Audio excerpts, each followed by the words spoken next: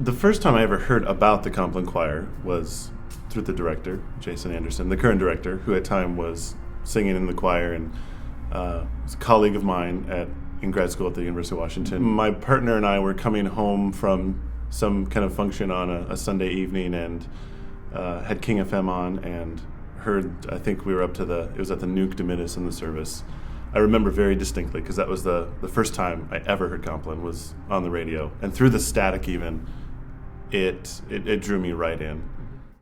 I remember exactly where I was sitting in the car, where we were in the parking garage, and even kind of how I felt about the music. Just the chanting in the acoustical space and the connection that I can make with my own faith journey is something that really drew me in right away.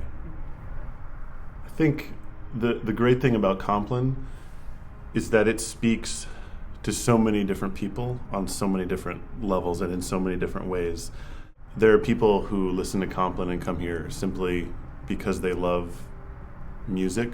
They love this specific choir of men's voices. There are people who, for their spiritual journey and for their faith and theology, this is a tradition for them every single week. I know families that either come to the service or listen to Compline to end their week, to start their week.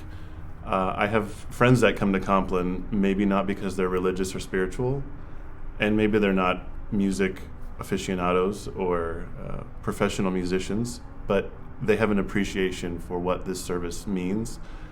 It can draw people in who might not have any connection to religion or even music. And it kind of awakens all the senses, I think, in this space and with the music that is sung and chanted.